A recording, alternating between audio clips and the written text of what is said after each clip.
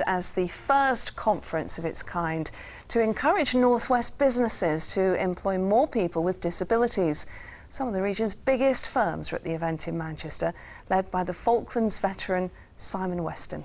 Yeah, the government estimates that 500,000 disabled people of working age in the region currently don't have a job. More details now from our correspondent, Mel Barham.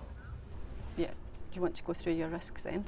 Lynne Hodge has chronic fatigue syndrome and musculoskeletal problems, but she's never let her disabilities stand in the way of her work. The majority of people don't know that there's anything wrong with me. In my sort of experience, you know, people who do have disabilities do put a lot of effort into kind of, you know, making sure that they can come into work and do their work and to ask for the things that they feel that they need. With a few bits of special equipment like a chair and headset and the ability to work flexible hours, she says she can do her job just as well as any of her colleagues.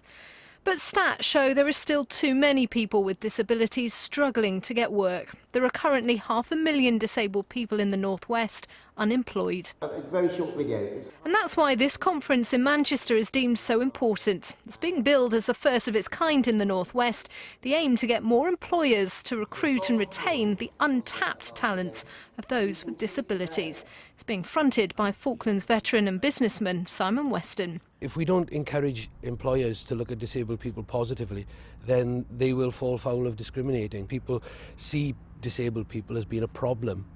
The difference is disabled people now are starting to see themselves as being a bit of a problem as well. And we need to change both mindsets, and we need to get disabled people to be more confident about what their abilities are and what they can bring to the workplace, as well as getting employers more confident about what they can bring as well. I think the biggest thing is there is concerns from the employers. You know, people want to work, the employers have real concerns about whether it's going to be expensive, health and safety, all these. It's all a myth, really. 99.9% of people that want to work, we can get into work. We just got to have the confidence within the workplace to allow them to have those opportunities. Some of the biggest companies based in the North West were represented here today, as well as those who've already begun to change the way they recruit. Whether they're disabled or not, I think it's irrelevant. It's just the fact that you get the best candidate for that job, whether or not they're disabled. What's important, I think, is that if the candidate has a disability, you do everything you can throughout that process to make sure that they shine and to make sure they have a fair chance, just as any other candidate does. We have so many success stories of case studies of people that are actually more productive, but the most loyal workers. There's a real myth out there that there's huge absenteeism with people with disability. There absolutely isn't. Often they're more determined to come into work. But most people here agree there's still a long way to go in changing attitudes. There's still that fear that revealing a disability could affect your chances of getting the job. Mel Barham, ITV News, Manchester. Yeah, we've had quite a few emails about that one, and we'll read some of them out a bit later on.